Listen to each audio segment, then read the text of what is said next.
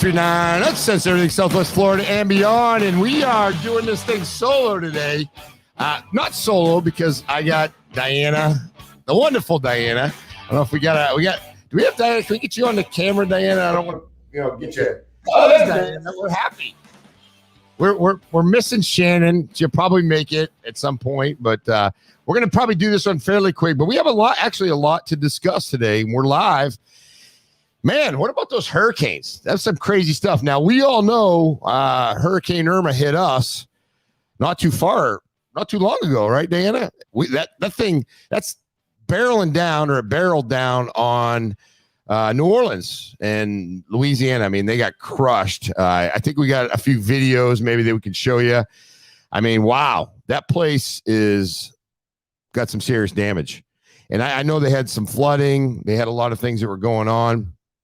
But yeah, that's just like, so last night, it was dark, it was wet, it was rainy. So right now we're probably starting to find out exactly what happened and what type of damage they had, in New Orleans. From my understanding, the levees somewhat worked, but obviously with that flash flooding and all that stuff going on, that's going to be, a very difficult thing. It could be tragic. I know there was at least one death, and that was early this morning. I'm sure that's probably going to rise a little bit, but we feel for those folks. As you know, when we had our storm, it was bad, and it takes a long time to heal up from that stuff and get everybody back in. Obviously, they're still without power in some cases here, so that's real important. But if we can give some encouraging words to folks that are up in New Orleans right now. We know how that feels the next day when people are really in rough shape and a lot of things are going down after the hurricane. So it's very important that we keep them in our prayers, in our minds, and understand that these hurricanes are brutal. And for some reason, like New Orleans, they've gotten whacked pretty hard in Louisiana. It's just been, obviously it heads that way and it gets very powerful. Now this one was a Cat 4. Pretty much it looked like they call it the dirty side now, but the top right bands look like they pretty much hit New Orleans pretty hard. So those are the right bands. If you can bring that one picture up. Yeah. So that right side over there, that's kind of where things get going. And I believe right now it's starting to peel up through Tennessee, skirting a little bit over towards Georgia, that type of thing. If anybody has any information or anything that they want to add, please feel free in the comments.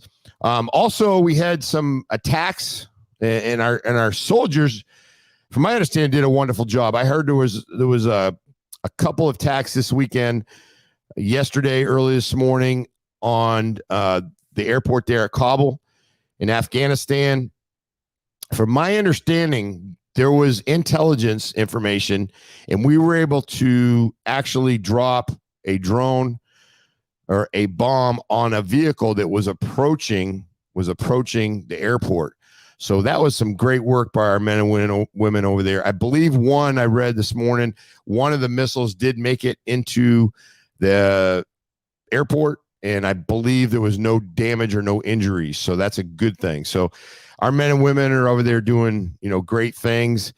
I know some of you probably have seen over the weekend, there's a lot of restaurants in town, and I happened to be at Pelican Larry's on Saturday night, and they had a wonderful tribute, and I think a lot of restaurants are doing that.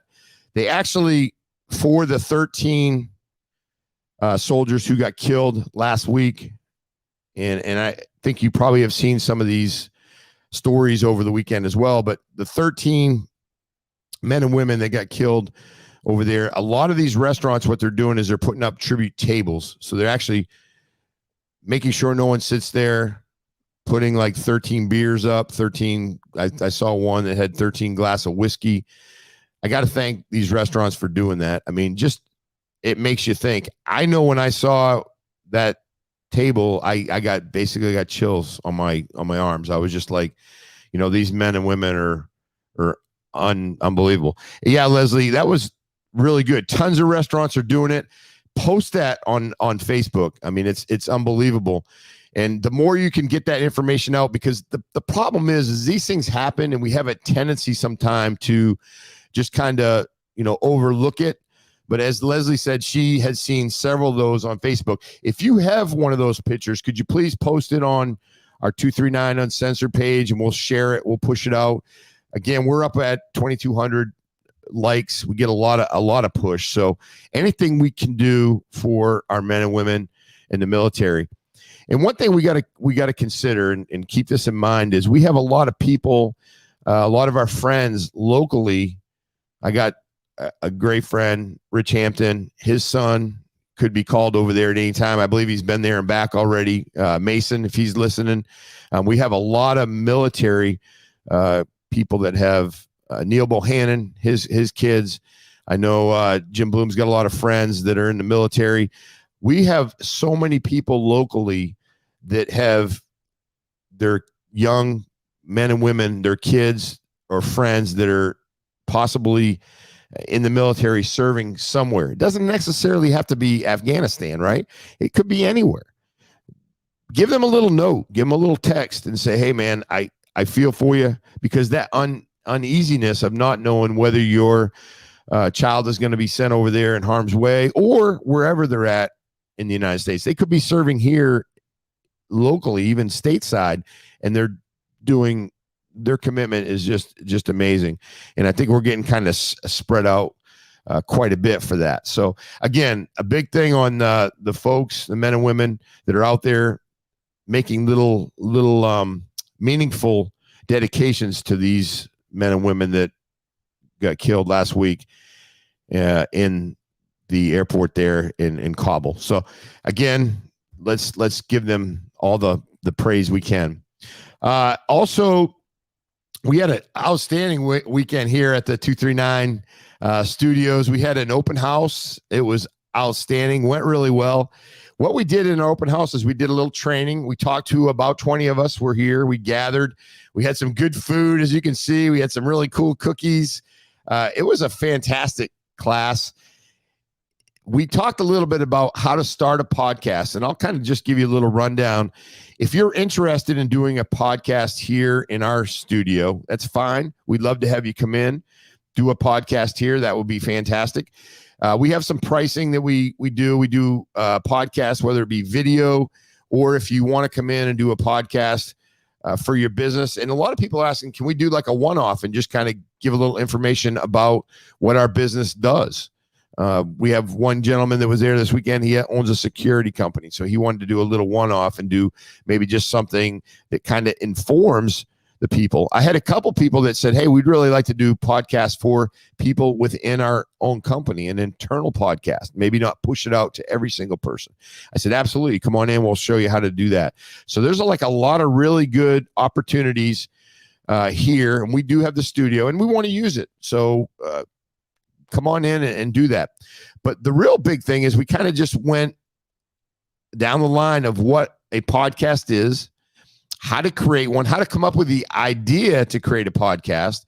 And then we talked a little bit about how you push that out to everybody. But that was a great program. And I think we're probably going to do a live seminar as well, because listen, people are consuming the podcast. We're pushing 20,000 downloads right now, which is kind of amazing. And we're kind of like a regional podcast because we have 239 Uncensored, and it's kind of like a local flavor. And we really encourage folks that do watch to come in and, talk to us a little bit about maybe what they have for charity, what's coming up, current events.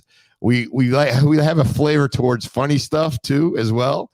But that's kind of what we like to do. We call ourselves 239 Uncensored. Once in a while, we might say a couple cuss words, but for the most part, we keep everything pretty on the up and up. But we have a great time in here. This really important, though. You guys come on and listen to us. We're going to start doing Fridays at noon, the best we can. And then we also try to do Mondays at around 4. So we want to talk a little bit about what's going on in the weekend. And then on Monday, we want to probably talk about what the hell happened over the weekend. So it's more of a fun time, a little bit of opportunity. We want people to share on our Facebook. We love that. Comments, anything you can to share for our group and our local local 239 area. And we do go above and beyond and sometimes have stories that go on the outside.